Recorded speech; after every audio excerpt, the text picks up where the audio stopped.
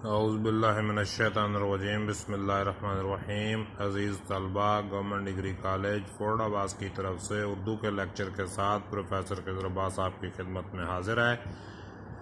آج ہم نے سبق پڑھنا ہے اکبری کی حماقتیں۔ اس سبق کے مصنف ہیں مولوی نذیر احمد اور یہ ان کے پہلے ناول میرۃ العروس سے لیا گیا ہے۔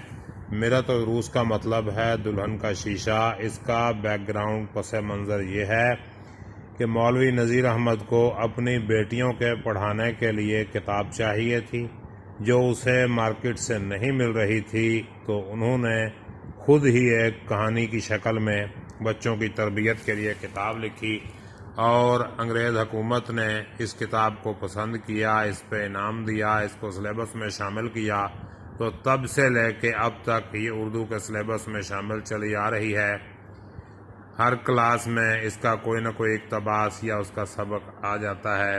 تو یہ اکبری کی حماقتیں ناول کا بیک گراؤنڈ یہ ہے کہ ایک خاتون جو ہے اپنے بیٹے کی شادی کرا لائی اور آگے جو بہو تھی وہ گھر میں نہ بس پائی اور اس نے شرط رکھ دی کہ میں نے الگ گھر لے کے رہنا ہے۔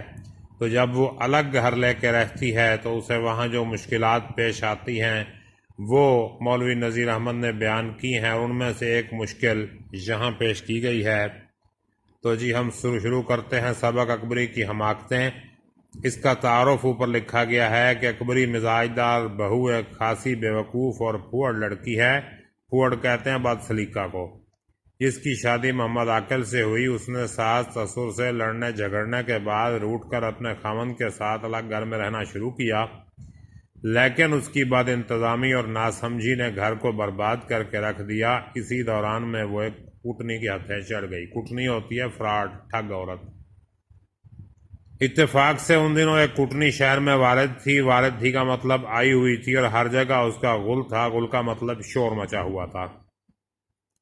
محمد عاقل نے بھی بی بی سے کہہ دیا تھا کہ کسی اجنبی عورت کو گھر میں مت آنے دینا۔ ان دنوں ایک کوٹنی آئی ہوئی ہے، کئی لوگوں کو لوٹ چکی ہے، لیکن مزاج دار شدت سے بیوقوف تھی۔ شدت سے بیوقوف، بہت زیادہ بیوقوف تھی۔ اس کی عادت تھی کہ ہر ایک سے جلد گھل مل جانا۔ ایک دن وہی کوٹنی حجن کا بھیس بنا اس گلی میں آئی۔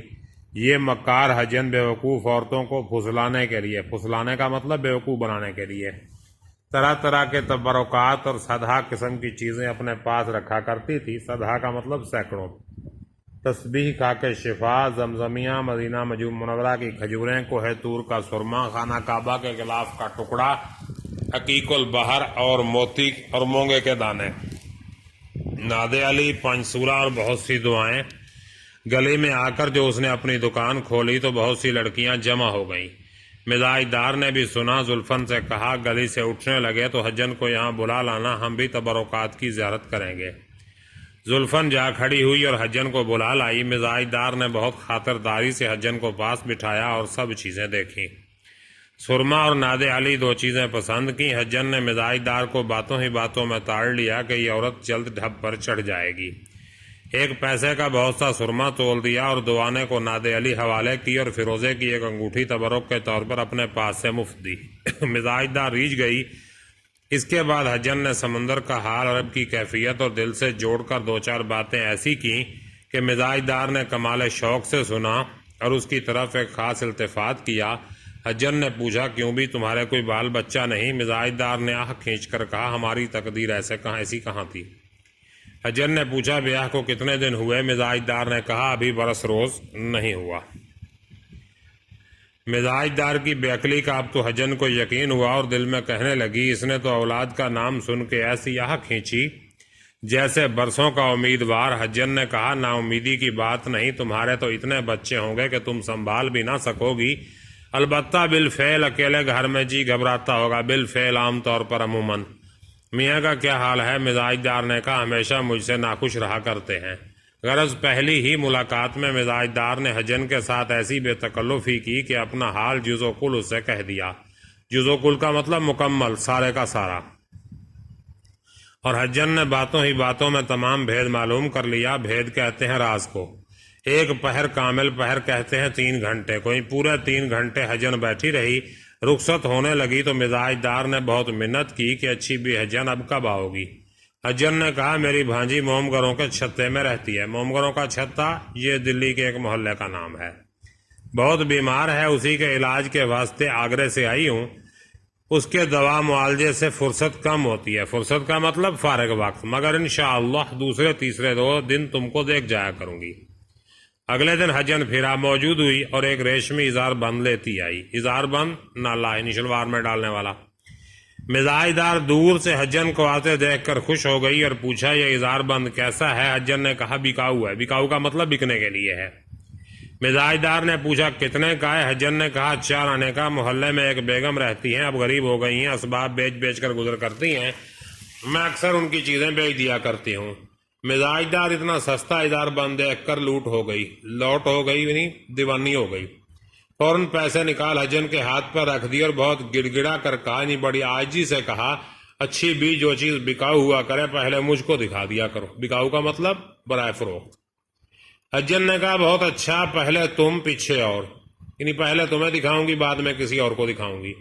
اس کے بعد ادھر ادھر کی بہت باتیں ہوا کہیں۔ چلتے ہوئے حجن نے ایک بٹوا نکالا، اس میں کپڑے اور کاغذ کی کئی تہوں میں تھوڑی لونگیں تھیں۔ ان میں سے 2 لونگیں حجن نے مزاج دار کو دیں اور کہا دنیا میں ملاقات اور محبت اس واسطے ہوا کرتی ہے کہ ایک دوسرے کو فائدہ ہو۔ یہ 2 لونگیں میں تم کو دیتی ہوں، ایک تو تم اپنی چوٹی میں باندھ لو، دوسری بہتر تھا کہ تمہارے میاں کی پگڑی میں رہتی، پر تمہارے میاں شاید شبہ کریں، خیر تکیے میں سی دو اور ان کا اثر آج ہی دیکھ لینا، لیکن اتنی احتیاط کرنا پاک صاف جگہ میں رہیں اور اپنے قد کے برابر ایک کلاوا مجھ کو ناپ دو۔ کلاوا کہتے ہیں کچے دھاگے کو، ریشے اس کا سوتی دھاگا۔ میں تم کو ایک گنڈا بنوا لا دوں۔ گنڈا تعویذ کی ایک شکل ہوتی ہے، دھاگے میں گریں لگا کے اس کے اوپر دم کرتے ہیں۔ میں جب حج کو گئی تو اسی جہاز میں ایک بھوپال کی بیگم بھی سوار تھی، شاید تم نے ان کا نام بھی سنا ہو، بلقیس جہانی بیگم۔ سب کچھ خدا نے ان کو دے رکھا تھا، دولت کی کچھ انتہا نہ تھی، نوکر چاکر لونڈی غلام پالکی نالکی سبھی کچھ تھا۔ ایک تو اولاد کی طرف سے رنجیدہ رہا کرتی تھی، رنجیدہ کا مطلب دکھی، کوئی بچہ نہ تھا۔ دوسرے نواب صاحب کو ان کی طرف مطلق التفات نہ تھا، مطلق کا مطلب ذرا بھی، شاید اولاد نہ ہونے کے سبب محبت نہ کرتے ہوں، ورنہ بیگم صورت میں چندے آفتاب چندے مہتاب۔ چندے آفتاب چندے مہتاب کا مطلب ہے کبھی سورج جیسی کبھی چاند جیسی، مطلب بہت زیادہ حسین۔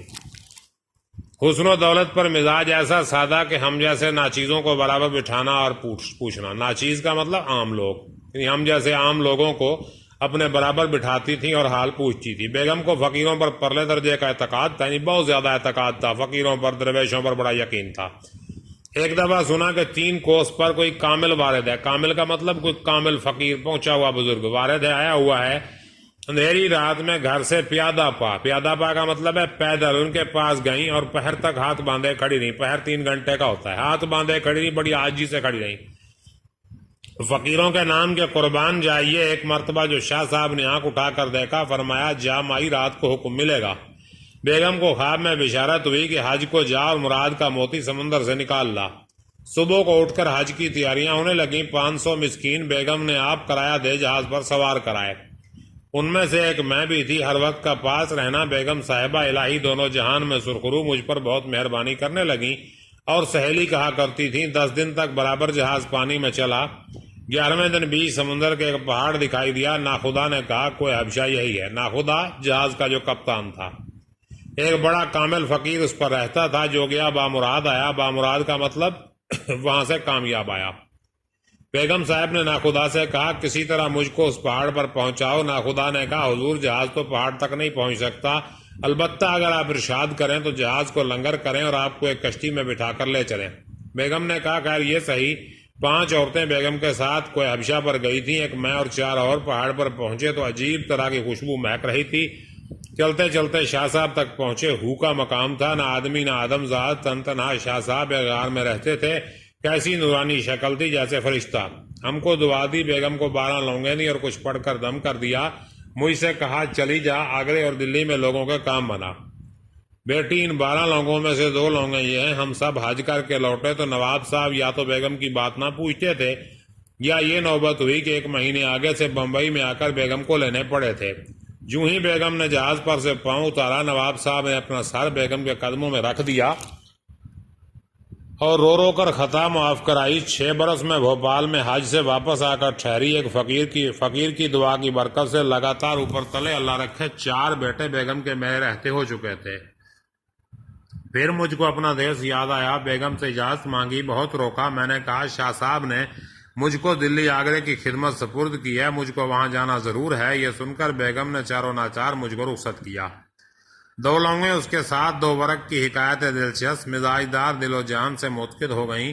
اجن تو لونگیں دے کر رخصت ہوئی۔ مزاج دار بہو نے غسل کر کپڑے بدل خوشبو لگا، ایک لونگ بسم اللہ کر کے اپنی چوٹی میں باندھی اور میاں کے پلنگ کی چادر اور تکیوں کے غلاف بدل کر ایک لونگ کسی تکیے میں رکھ دی۔ محمد عاقل جو گھر آیا، بی بی کو دیکھا صاف ستھری پلنگ کی چادر بے کہے بدلی ہوئی، خوش ہوا اور التفات کے ساتھ باتیں کرنے لگا۔ التفات کا مطلب ہے پیار محبت۔